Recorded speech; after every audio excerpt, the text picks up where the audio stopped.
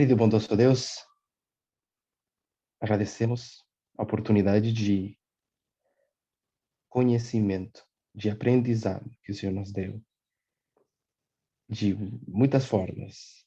Eh, Dar-nos tempo para aprender, dar-nos vida quando era para a gente morrer, como raça que escolheu fazer o mal. Obrigado por essas grandes oportunidades de aprender e de não sermos eh, castigados logo após o pecado, mas nos permitir conhecer o teu caráter e hoje se revela da mesma forma em cada uma das nossas vidas, na nossa experiência nesse movimento, na nossa experiência nessa geração, nesse tempo que estamos vivendo. Que nós possamos entender quão caro foi nós termos essa oportunidade de hoje. Não é como às vezes a gente acha que foi por graça, como se fosse grátis, mas foi um grande custo e o maior preço que pode ser pago para que nós tenhamos hoje essa oportunidade. Nos ensine a aproveitá-la em nosso dia a dia, nesse estudo e na vida que nós temos hoje, nos dias que virão, até o fim desse conflito. Eu peço a ajuda do Senhor com seu Espírito para que nos ensine, seja as tuas palavras e seja a tua vontade que a gente possa discutir juntos e aprendermos. Em nome de Jesus eu peço. Amém. Eu queria falar sobre a importância da cruz, sobre a importância do sacrifício de Jesus, enfim, o grande tema da redenção está sempre em volta disso, mas os grandes temas que Deus nos ensina em toda geração estão sempre em volta disso. E a luz que temos hoje sobre o sexismo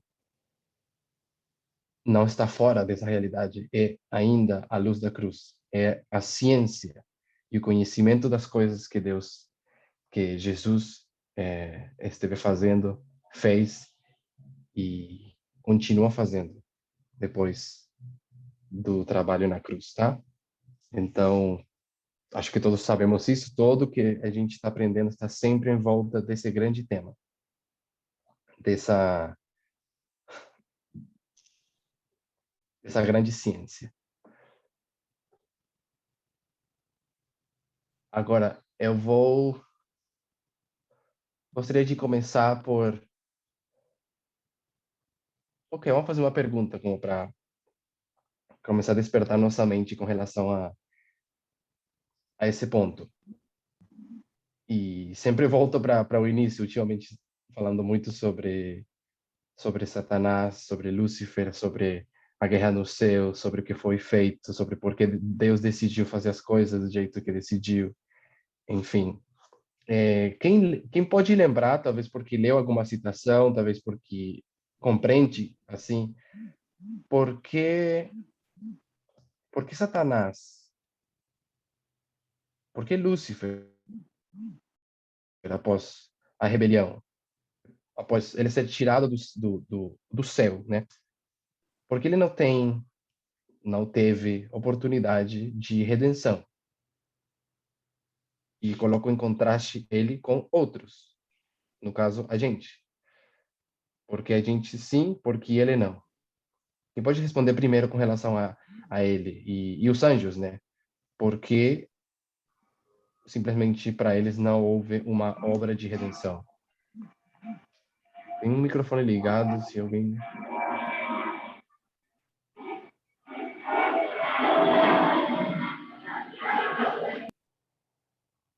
Ok. Quem ia falar aí? Eu acho Carol.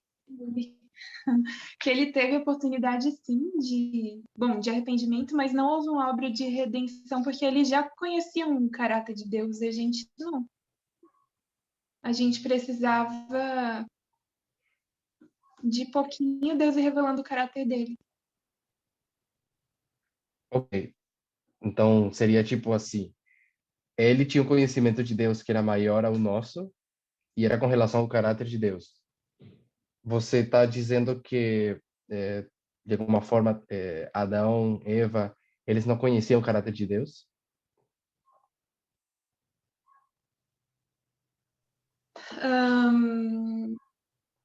Mais ou menos, porque eles também tinham que crescer no conhecimento do caráter de Deus. Eles eram, tipo, crianças, eu acho. Entendi. Então, Eles tinham sim? acabado de ter sido criados, né? E Lúcifer era simplesmente o mais alto depois né, de Deus, enfim, ele era o anjo cobridor, então com certeza ele tinha muito mais conhecimento e propriedade sobre quem era Deus do que Adão e Eva, que estavam ali começando esse relacionamento, né? Entendi. Perfeito. Muito obrigado. Gisele, achei que você ia falar também? Eu acho que às vezes a gente, né, a gente confunde essa questão de Adão e Eva serem perfeitos, terem uma estatura elevada, com essa questão de ter um conhecimento elevado. Uma coisa é bem diferente da outra. Eles tinham capacidades, né, perfeitas para serem desenvolvidas, mas isso não significa, né, que eles tinham o conhecimento que hoje a gente tem, né? Entendi. Então, todos aí, Carol, a Lara, Gisele, todo mundo acho que está colocando peso e trazendo mais evidência com relação a isso.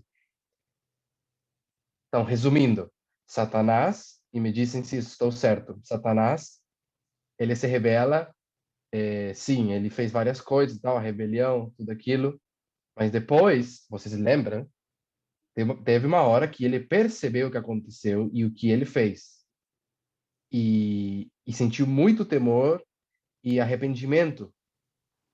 Ele percebeu o que ele perdeu. Ele viu que realmente ele antes tinha paz, alegria, ele enxergava os anjos e todos tinham harmonia, porque todos se mantiveram na obediência perfeita a Deus, mas agora cada um estava brigando com o outro. Ele realmente teve um senso de, vamos dizer, não sei, culpa, e ao mesmo tempo da malignidade do que estava acontecendo, e ele tentou voltar. Eu só tô, tipo, fazendo maior a pergunta de novo, mas vocês já responderam. Mesmo assim, Satanás, como vocês disseram, ele tinha conhecimento do caráter de Deus. E um conhecimento tal que o deixava fora. Fora de quê? Quem pode completar isso? E Pedro, Sim? Pode falar, Rose. quando ele pede a Cristo essa audiência, falando do seu arrependimento, Cristo diz a ele que ele não poderia entrar no céu, porque ele iria contaminar o céu. E o que é trazido para a gente é que esse arrependimento era superficial, não havia dado tempo suficiente. O que ele sentiu foi a falta de tudo isso que você descreveu, e então ele sente vontade de voltar, mesmo porque ele levou com ele um terço do céu e ele estava brigando, ele estava lutando pelo retorno dele novamente. Ele não pensou nos outros. E Ellen White nos diz que Cristo deduz isso, que ele seria impossível, diante de tanto mal que ele cometeu, tanto erro, ele se arrepender e em tão pouco tempo e retornar assim com essa vontade de agora servir a Cristo, como ele diz, né?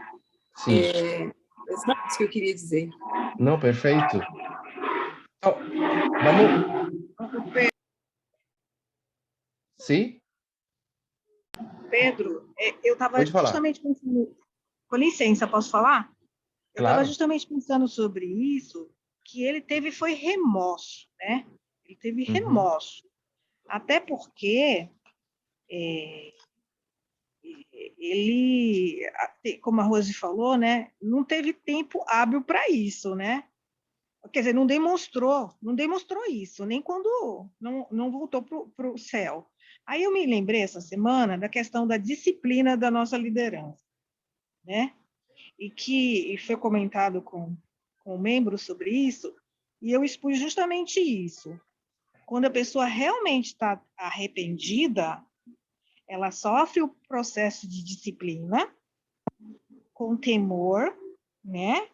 E assim, desculpa falar o jeito, de cabeça baixa, demonstrando, não atiçando questões ao redor do nosso movimento. Por que eu falo isso? Porque só eu sei quanto que eu, antes de encontrá-los, tive, até certo ponto, uma autoliderança. Não porque quisesse, não, mas porque não tinha encontrado pessoas confiáveis, e sim anticristos, né? Que não pregava realmente o Jesus que a gente está aprendendo hoje. Então, é muito semelhante quando a gente está sendo disciplinado agora pela nossa liderança, a gente ficar, de repente, em falação com os membros, atiçando os vulneráveis, com um egoísmo nosso, do nosso raciocínio, que pode, muitas vezes, ou melhor, nos levará para o inferno se a gente não se conter. E a gente tem que admitir que a gente não tem a inteligência suprema.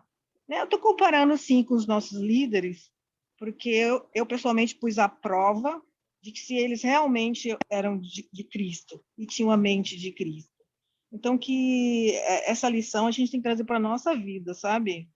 Sim, Se sim. porventura a gente for disciplinado, a gente tem a humildade de mostrar, não remorso, mas sim porque eu não estou junto, porque eu não posso falar mais isso, nem aquilo, entendeu? Mas se permitir a disciplina de Deus, né? Eu acho que Lúcifer não mostrou isso para Deus. Entendi. Na sua onisciência, ele saberia. Ele sabia o que estava acontecendo com Lúcifer no coração dele e com os anjos que ele levou. É isso que eu queria falar. Muito obrigado, Alexia.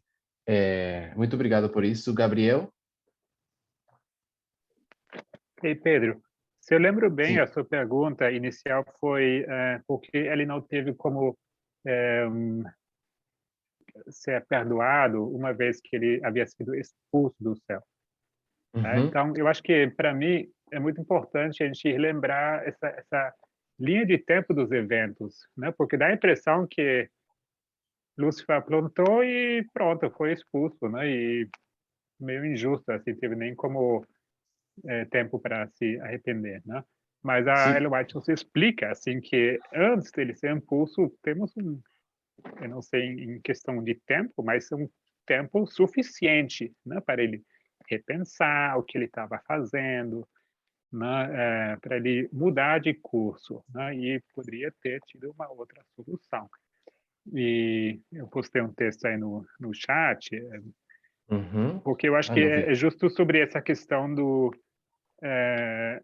de Lúcifer ter se tornado obstinado, né? Ele, sabe, que nem uma criança que começou a falar uma mentira e depois já não fica com vergonha de voltar para trás, né? E continua insistindo na mentira porque agora já fica muito vergonhoso, né? De admitir que falou besteira, né?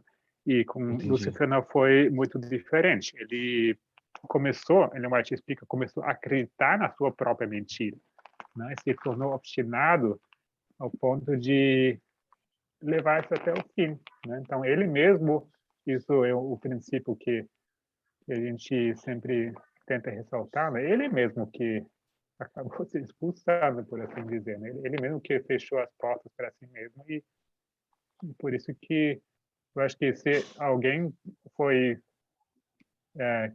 se alguém impediu, né, que ele recebesse perdão, foi ele mesmo. Sim, se deu para entender. Não, deu para entender muito. Sem dúvida, né?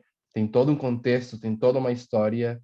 Como o Gabriel disse, não sabemos de tempo, mas houve toda uma obra de... Eu gosto de comparar com toda uma pregação aconteceu. Todo um autoclamor, sabem como ele começa? Baixinho, depois cresce. depois da separação inevitável, e assim a expulsão do céu. Mas eu gostaria, e eu gostei do que tudo que foi falado até agora. Começando no início, várias pessoas, Gisele, Lara, Carol, não lembro outras, acho que mais pessoas também disseram a mesma coisa. Ou tem uma questão de conhecimento aqui. Não sei se vocês me seguem. Tem uma questão de conhecimento com relação à oportunidade de se render ou não. O conhecimento está muito envolvido nessa obra. Mas, ao mesmo tempo, eu gostaria de virar nossas mentes, porque a gente tende a... Não quero dizer que seja errado, porque são pontos que a inspiração trouxe também, assim, que são úteis e são verdades. Mas, tipo assim, não, veja só, ele caiu, ele se rebelou, ele saiu, ele se encontrou fora, mas não era arrependimento mesmo, era remorso. Vou dizer uma palavra, né? Alex usou essa. A Rose usou, vamos dizer, a qualidade do arrependimento era muito baixa. Demonstrava que ele pensou nele mesmo, ele nem pensou nos outros anjos, ele queria era recuperar o status que ele tinha, etc, etc. Eu gostaria que a gente trocasse a direção dos nossos pensamentos com relação ao arrependimento, não com relação a o valor e a qualidade do arrependimento. Não quero colocar a ênfase em nós. É importante, está na inspiração. Não, o arrependimento verdadeiro tem certas características, tem umas certas atitudes que demonstram que a pessoa realmente compreende o que fez e não quer fazer de novo. Eu sei que Satanás falhou cada um dos testes ou características de um arrependimento que é plenamente verdadeiro. Eu sei essa parte, eu não queria que a gente pensasse em direção ao transgressor. Como é a qualidade do arrependimento do transgressor? Que qualidades e características esse arrependimento ou remorso tem para realmente indicar se foi bom, se foi verdadeiro, se é completo, se é suficiente, se é digno do arrependimento? Porque eu gostaria que lembrássemos que o perdão não se encontra do lado da qualidade do arrependimento. É importante esse aspecto, mas no primeiro lugar, o perdão é um dom de Deus. O perdão é uma obra de amor puro que vem por parte de Deus. E um elemento importante da cruz. Não é a qualidade do arrependimento do agressor, mas sim a profundidade do amor que perdoa, que está disposto a perdoar. Ali se encontra a razão, a verdadeira razão de nós sermos perdoados. Todos vocês, a maioria, acredito, conhece citações que dizem algo semelhante ao seguinte. Eu vou fazer uma pergunta. Deus estava obrigado a perdoar? Jesus estava obrigado a morrer pela raça que decidiu conscientemente o que fazer e a decisão que tomou? Não me respondam. Vocês conhecem as citações? Tem essas citações? Tem essa luz com relação a não havia uma obrigatoriedade por parte de Deus de salvar a raça caída. Esse é um ponto que gostaria de resgatar. Claro, ele não fez isso. Obviamente, todos sabemos. Mas isso nos lembra de algo. Nos lembra que não é a qualidade do arrependimento que otorga o perdão. O perdão é uma obra que vem de parte do justo, do único e do verdadeiro, de Deus. É o amor dele que realmente abre a porta para a possibilidade do arrependimento. Então, esqueçamos um pouco sobre esse Satanás realmente não se arrependeu de coração. Tem um problema que está acima de tudo isso. Eu queria voltar a ele, e é o assunto do conhecimento. Como a Carol respondeu no início, Por que Satanás não podia ser perdoado? Não podia ser perdoado porque ele conhecia coisas sobre o caráter de Deus. Foi o que ela falou. Ele conhecia o caráter de Deus a tal ponto, que para ele a capacidade de arrependimento verdadeiro muito atrás tinha sido deixada. Ele fez uma rejeição do conhecimento de Deus. Mas para que fique claro, a gente precisa contrastar, comparar e contrastar. Como eu gostaria de contrastar? Eu vou compartilhar um pouquinho a tela aqui. Um verso muito importante que a gente quer ler. Antes de ler, quem lembra qual é a vida eterna? Que é a vida eterna?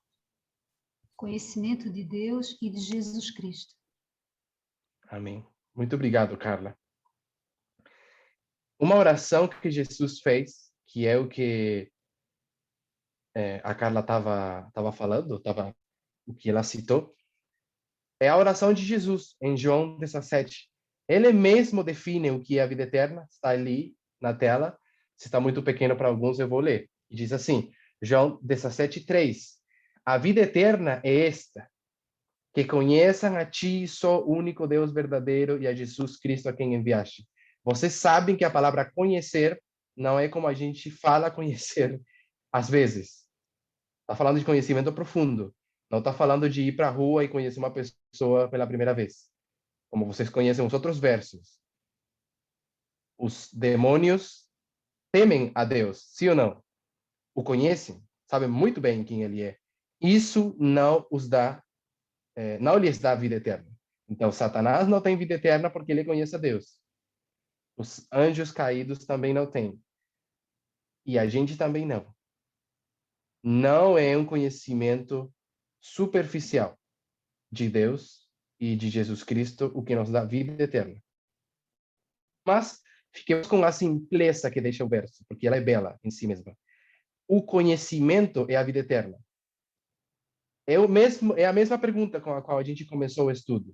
No início, da caída de Satanás, por que ele não tem vida eterna? Por que ele perde vida eterna? Vamos usar os termos perder ou ganhar vida eterna. Não falemos de perdão por um momento. Por que ele não pode ganhar de volta a vida eterna quando ele foi expulso do céu?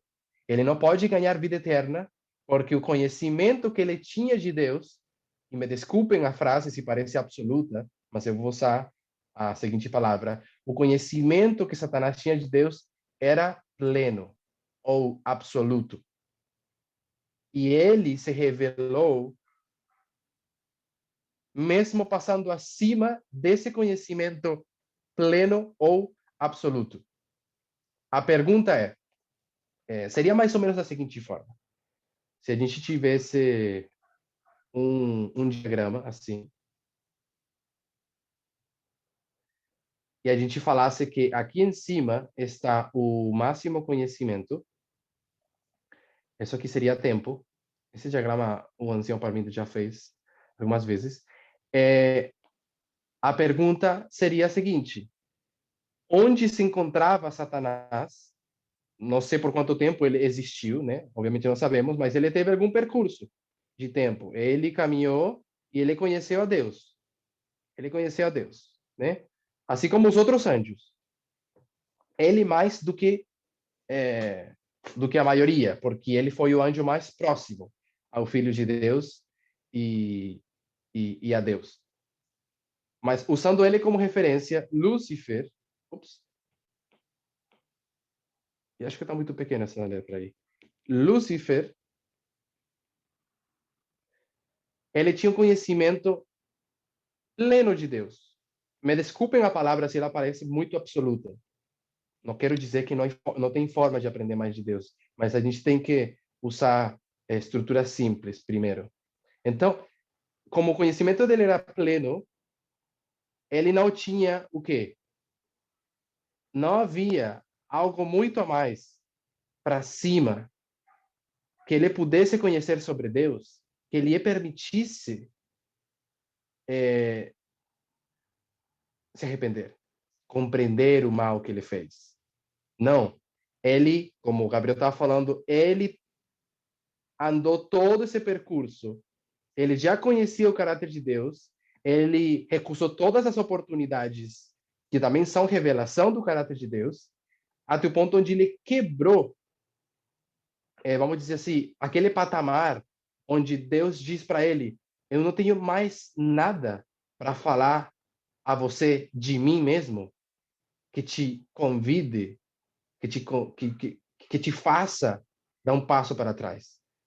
Todo esse caminho, toda essa oportunidade, você já deixou lá atrás. Então, o conhecimento que Satanás tinha sobre Deus, que Lúcifer tinha sobre Deus, o condenou. E por que o condenou?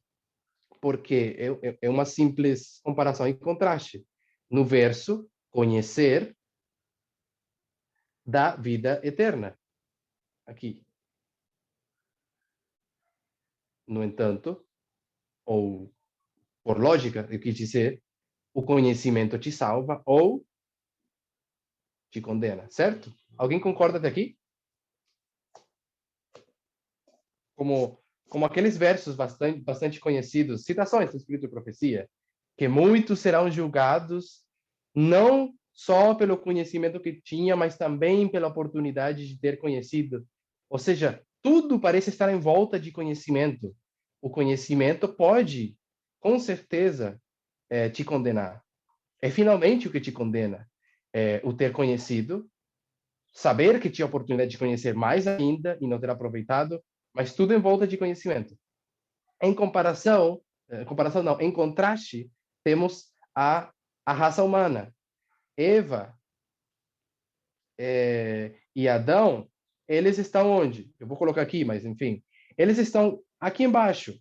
Eles mal estavam começando a compreender Deus. Compreendiam muita coisa, obviamente.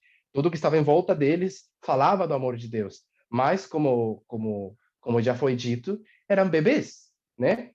Eram bebês que tinham muito para crescer. Deus sabe que a linha de conhecimento que tem, do conhecimento que tem Adão e Eva até aqui, esse caráter de Deus que ainda está escondido da mente deles, o que tem? O que contém essa lacuna de conhecimento? Não é lacuna, mas assim, aquilo que falta por eles conhecerem. Ali está escondido um grande tesouro. E é que? É ainda a vida eterna. Vida eterna ainda estava escondida, ainda poderia ser otorgada a eles de volta porque eles não conheciam. Então, é uma obra de misericórdia de Deus, porque ele sabe que tem mais coisa que ele pode falar ao coração humano e que alguns podem se decidir a favor da verdade. Então, ele vai fazer o que for necessário para conseguir passar essa informação para eles. Claro que é toda uma grande obra fazer isso, porque teria que ser feito no mundo caído, num contexto onde Satanás teria todas as possibilidades enfim, as vantagens estariam do lado dele, e ele estaria fazendo uma obra terrível contra a humanidade. Então tá, tendo isso em conta, eu acredito que esse tema seria o seguinte: o que está escondido de Adão e Eva é a cruz. A cruz é o que estava escondido. A cruz, estou usando como símbolo, a cruz é conhecer o caráter de Deus que se entrega pelo pecador. Ali está escondido os tesouros do conhecimento de Deus, que ele se entrega pelo pecador. Ele se entrega sem ele merecer.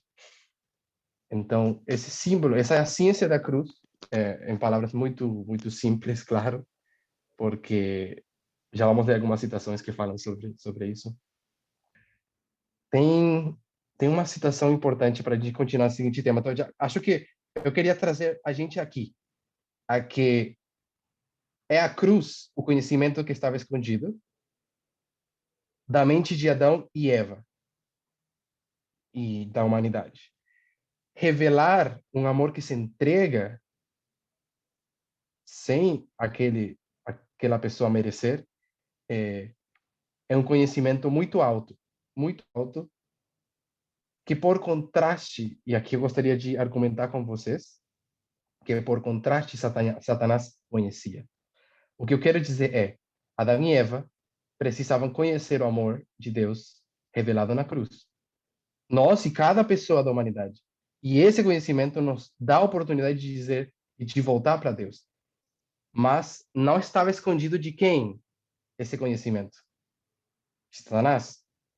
Significa, por comparação e contraste, significa, tem citações para defender isso, mas significa que Satanás sabia, sempre soube, que Deus faria alguma coisa para se entregar e salvar a humanidade. Alguém lembra alguma situação que fala um pouquinho sobre si? Alguém tem algo sobre esse tema que gostaria de compartilhar? Satanás sabia que Deus faria uma coisa pela humanidade. Satanás sabia que ele estava fazendo uma grande injustiça com aquele casal e que Deus faria algo para salvá-los. Quem lembra disso?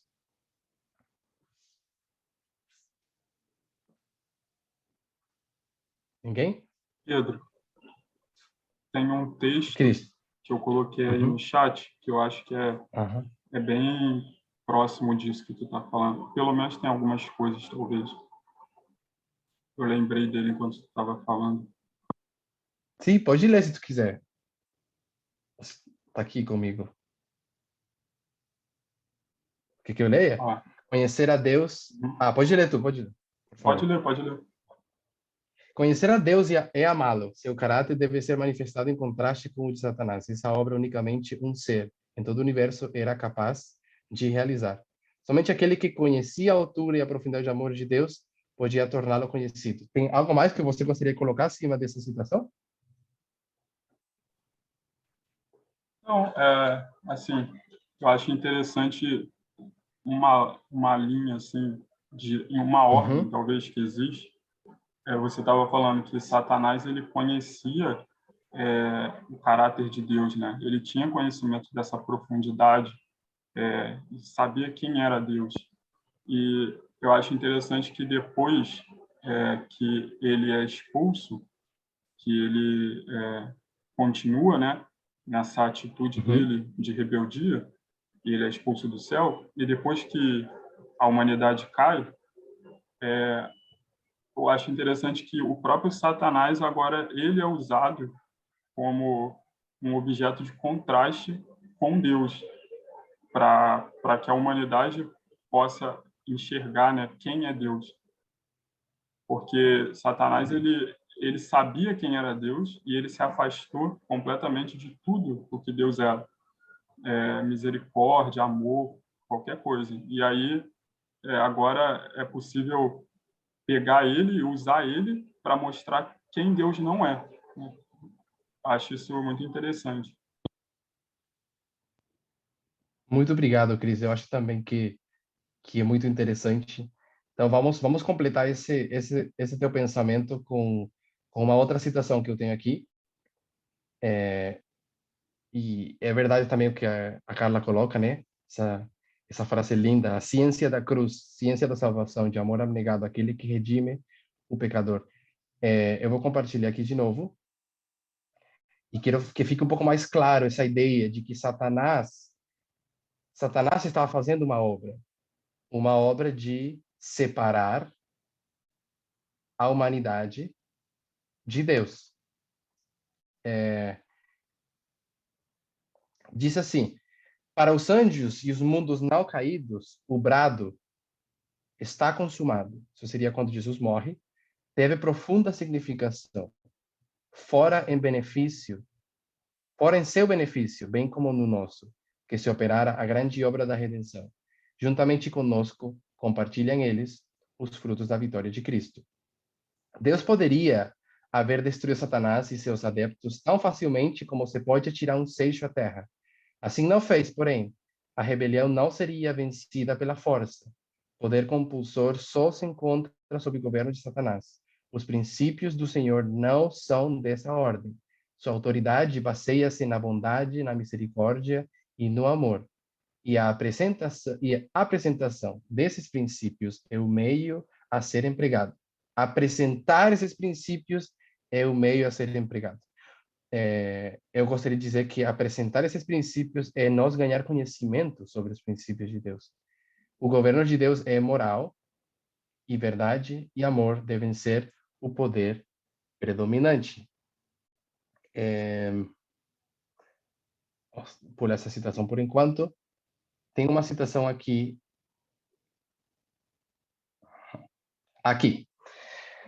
Não tá ressaltado, mas sigam a ideia. Chegar à plenitude dos tempos. Isso está falando do tempo que Jesus ia vir. A humanidade, tornando-se mais degradada através dos séculos de transgressão, pedia a vinda do Redentor. Aqui a obra de Satanás.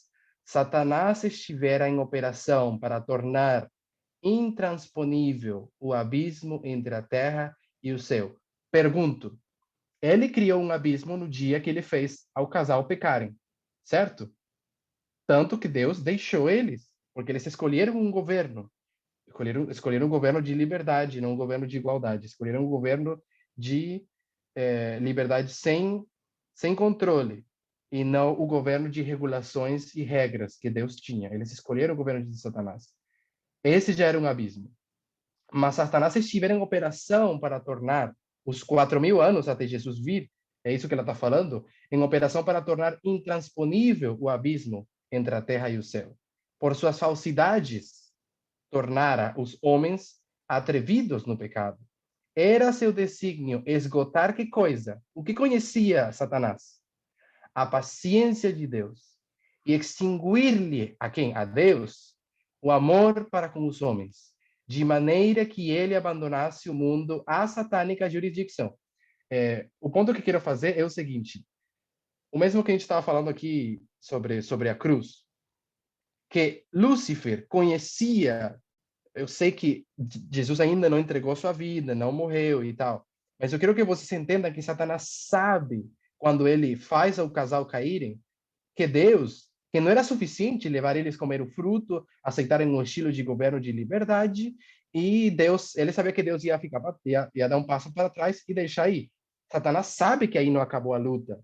Satanás sabe que aí começou a luta, que agora ele precisava trazer a humanidade e degradá-la cada vez mais profundamente, ao ponto onde, talvez, ele pensava, a paciência de Deus chega um limite, ao limite onde Deus não vai suportar mais e vai deixar esse mundo para mim, vai deixar os humanos para trás, e aí ficou. Então, Satanás tinha um conhecimento sobre o poder perdoador de Deus. Ficou claro essa parte? Eu gostaria que um feedback de vocês. Ele conhece que Deus tem um poder perdoador, mesmo ele nunca viu, porque nunca foi feito antes, que o filho se entregou por uma raça. Ele sabia que havia uma obra que poderia ser feita para redimi-los, e que era um amor perdoador, abnegado por parte de Deus. Isso fica claro? Sim, Pedro. Muito bem. Então, fica um pouco mais claro por que Satanás... sim, Gabriel. Pergunta. O que eu estava pensando é que, em certo momento, foi introduzido o sistema de sacrifícios também, né?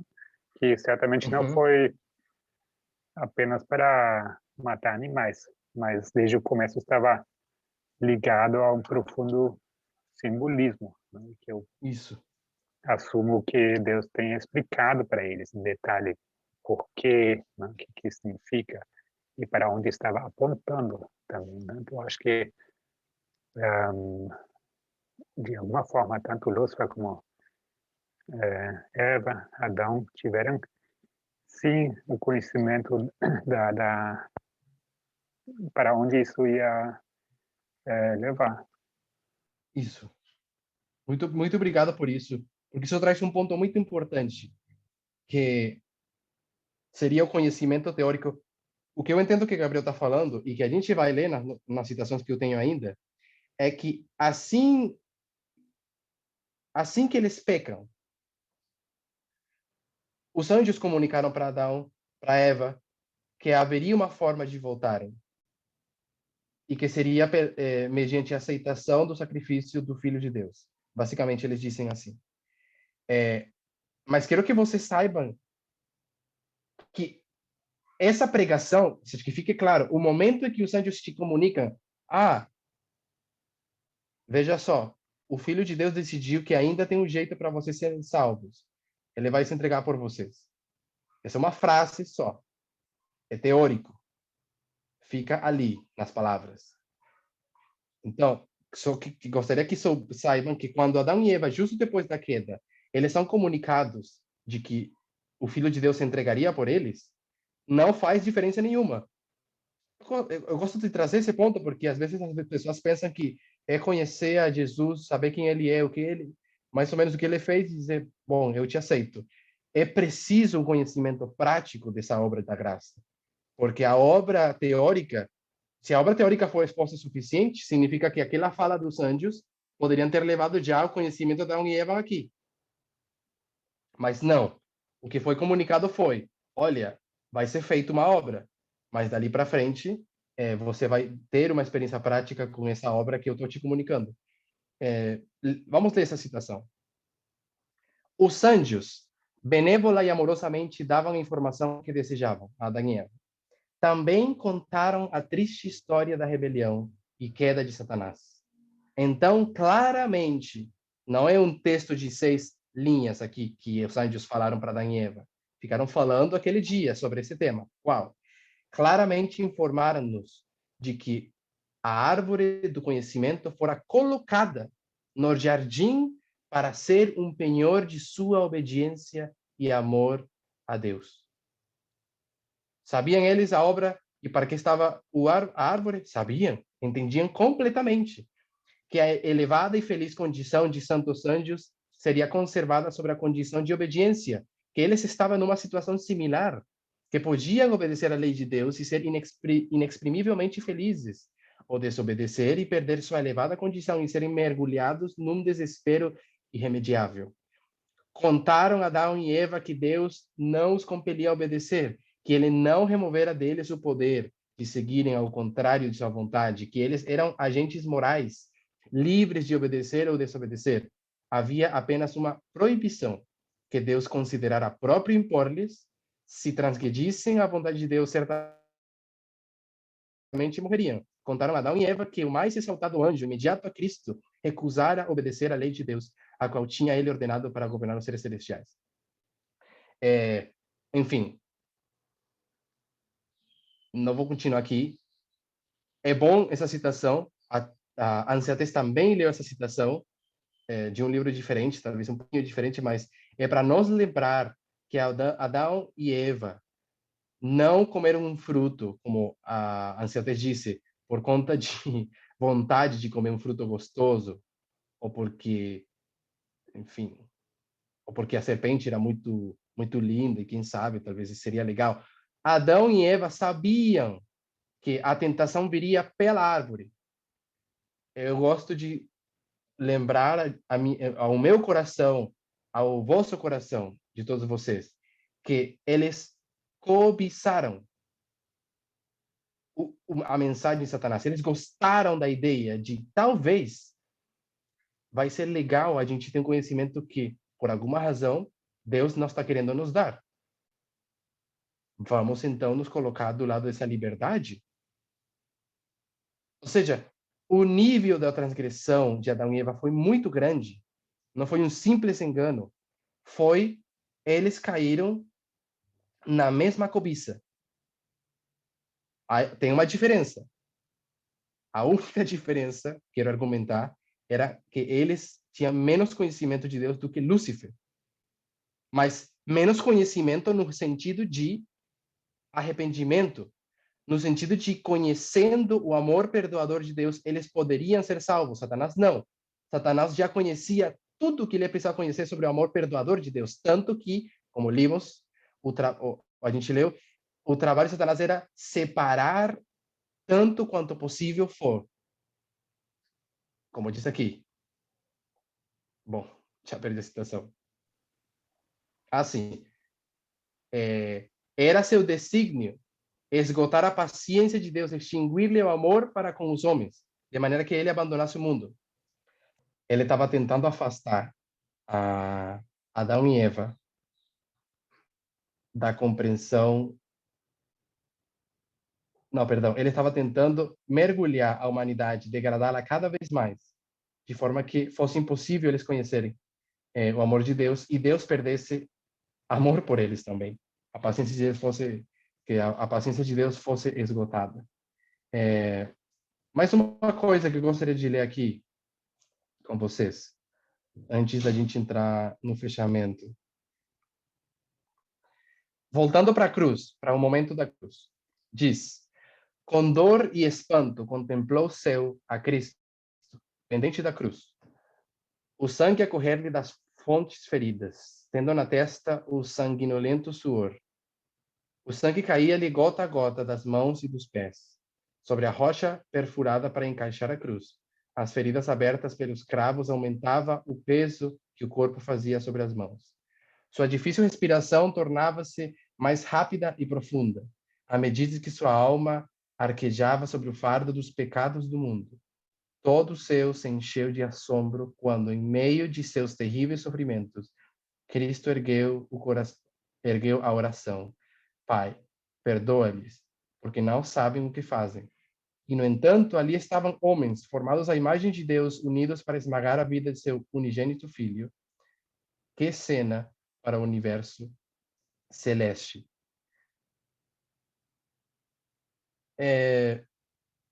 Eu estou trazendo esse ponto porque vocês lembram que até estava falando com a gente sobre os sofrimentos do Filho de Deus e o que realmente causou os sofrimentos dele, que é parte da ciência da cruz.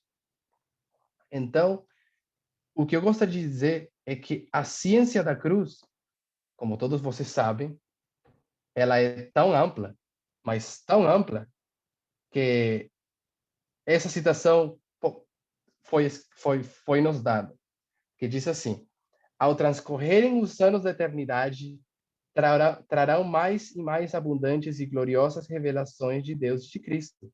Assim como o conhecimento é progressivo, também o amor e a reverência e a felicidade aumentarão. Quanto mais aprendem os homens acerca de Deus, mais lhe admiram o caráter. Ao revelar-lhes Jesus as riquezas da redenção e os estupendos feitos do grande conflito com Satanás, a alma dos resgatados fremirá com mais fervorosa devoção e com mais arrebatadora alegria. Dedilharão as harpas de ouro e milhares de milhares, milhões de milhões de vozes se unem para avolumar o potente coro. Essa próxima citação a gente não vai ler completa, mas diz assim, aqui no meio,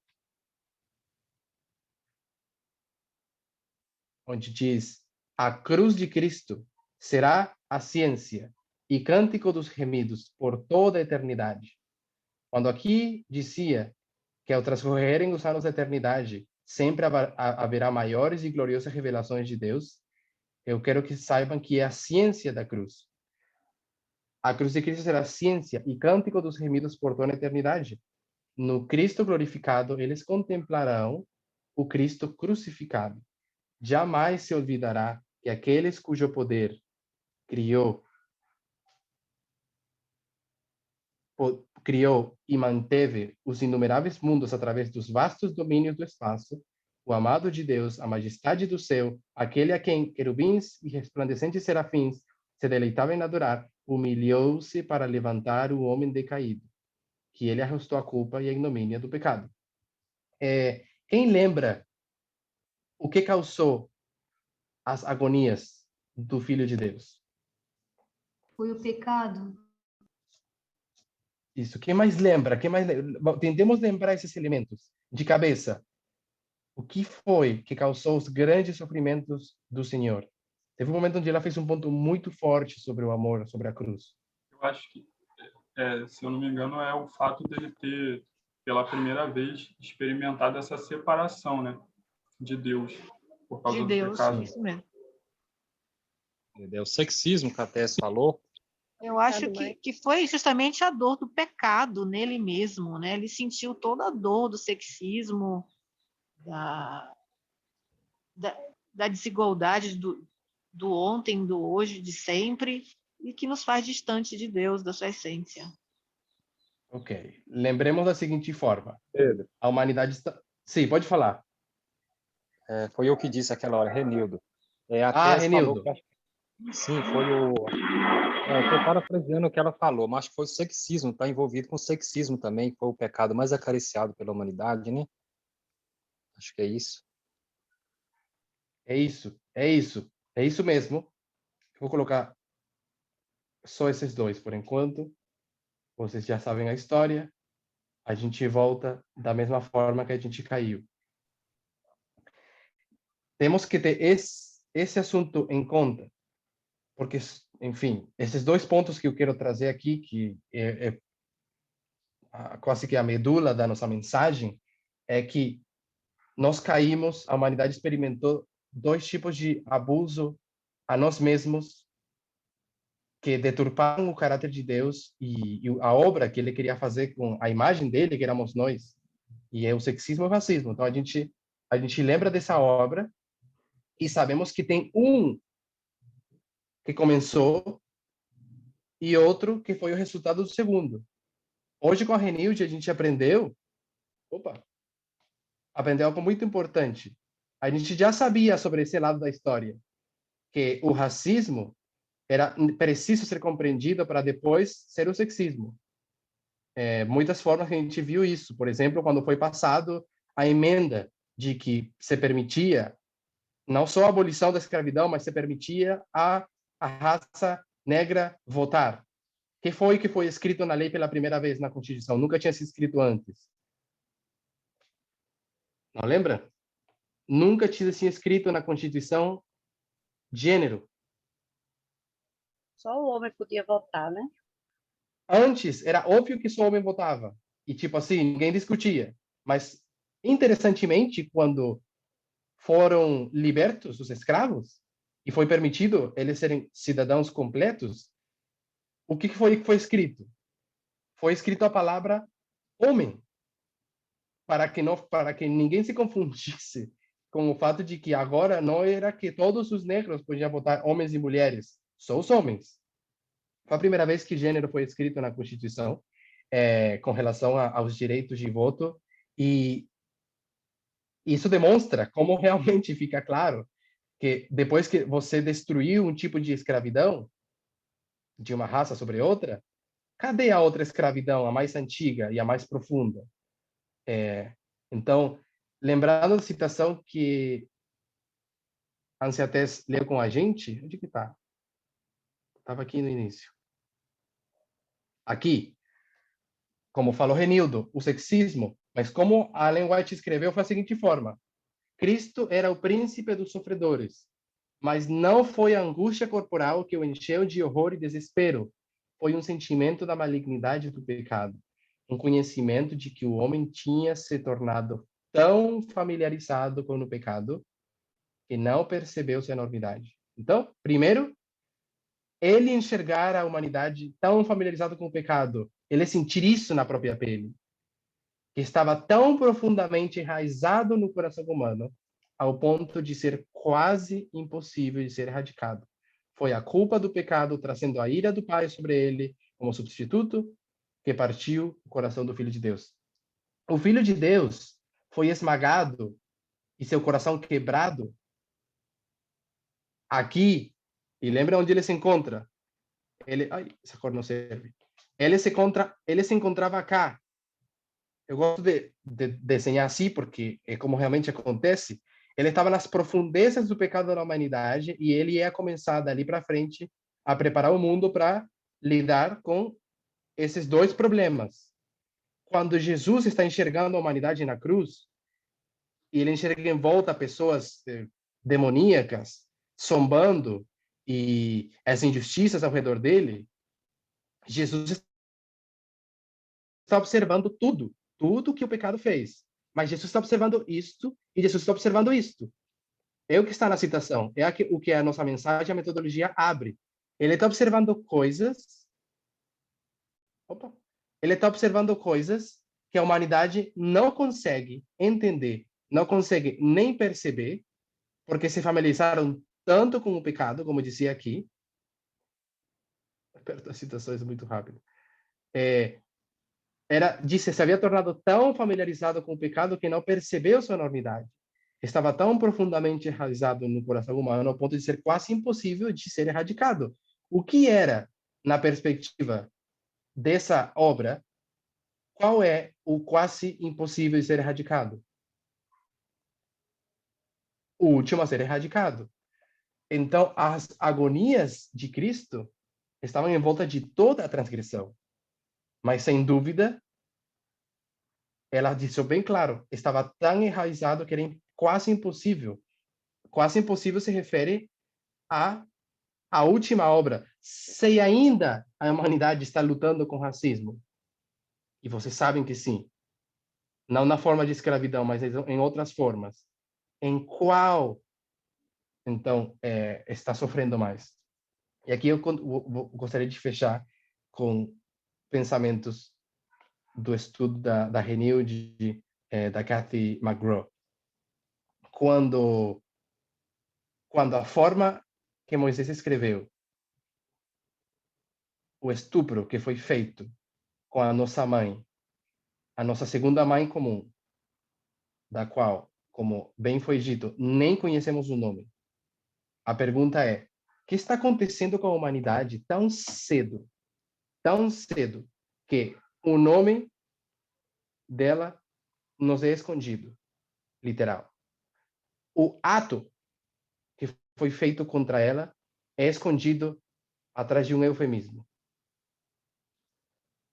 A culpa do que foi feito é escondido com um eufemismo também. Qual foi a grande ofensa que foi feita? A grande ofensa não foi estupro. A razão pela qual Canaã foi maldito não foi estupro, foi quê? Ter se apossado da propriedade do pai dele, né?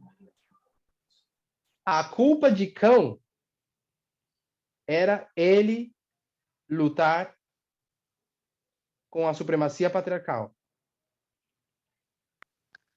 Contra o Espírito Santo? Não. A culpa de Cão, sim. Porque ele não se arrependeu e daí ele lutou contra o Espírito Santo, seria isso? Não sei. Não seria isso.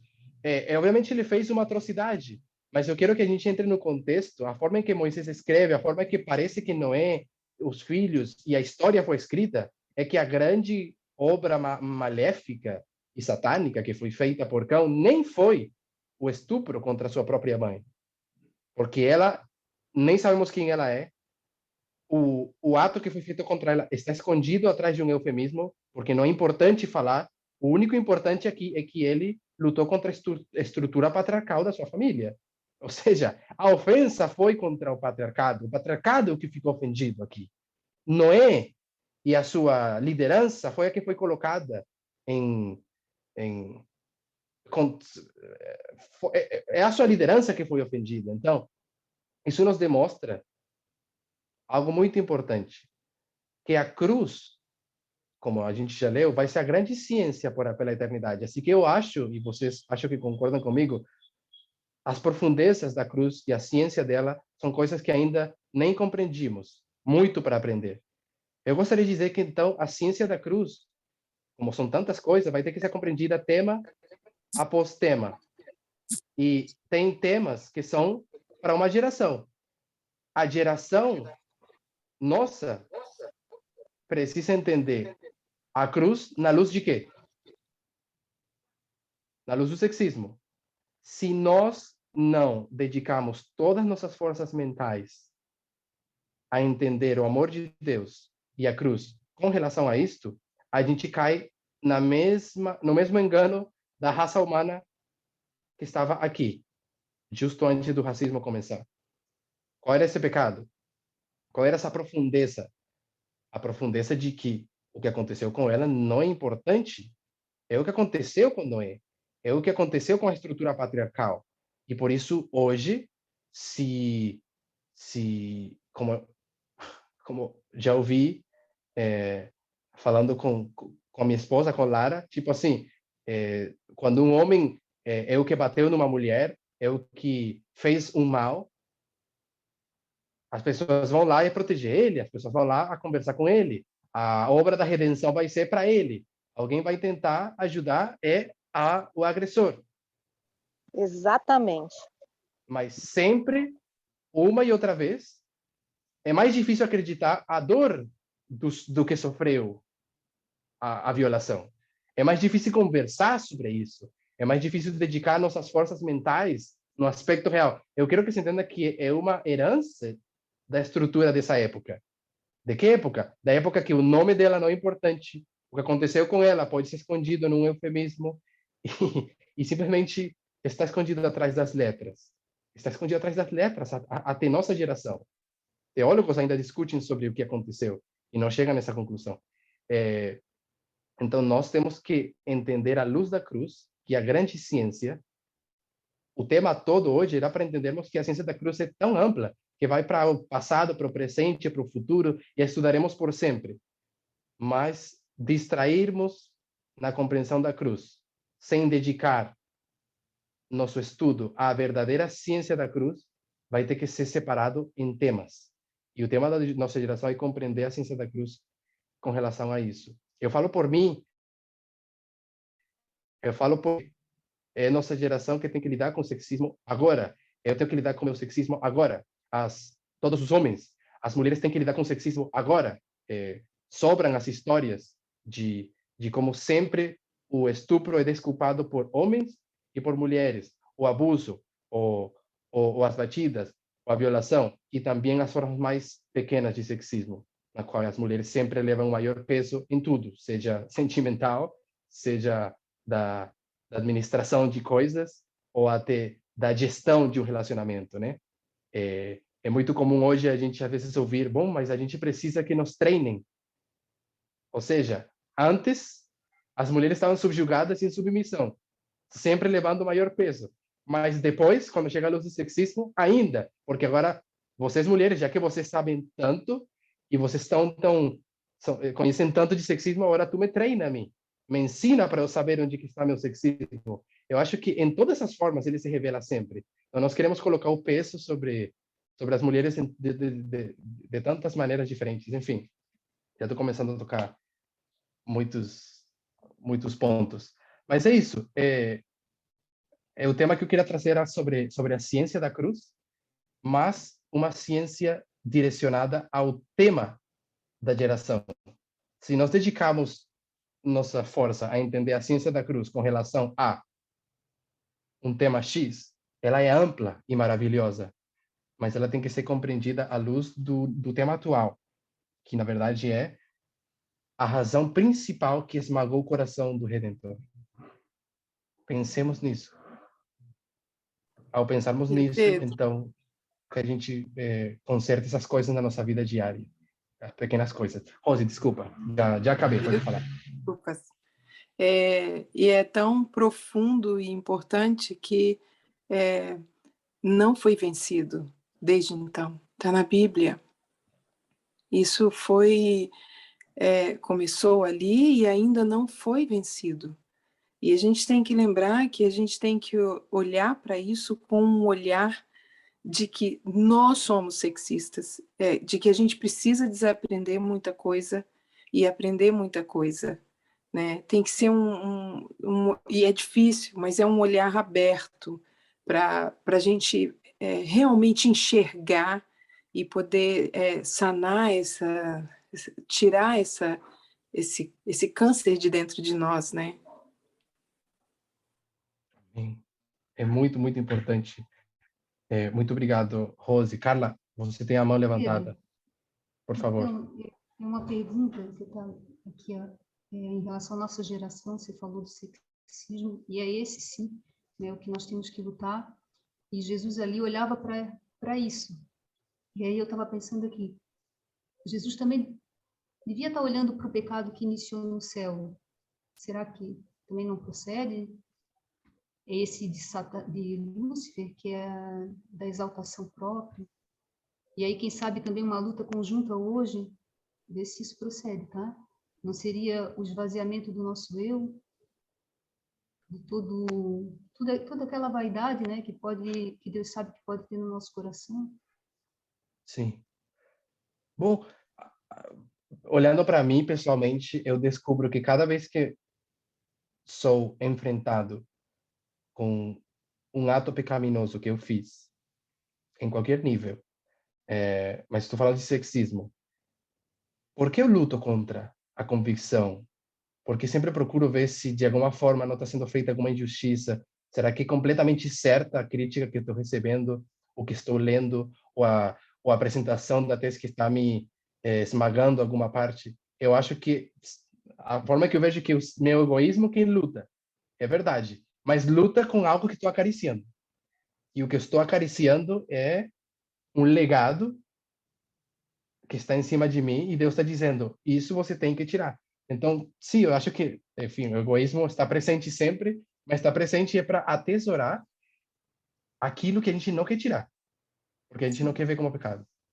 E eu concordo.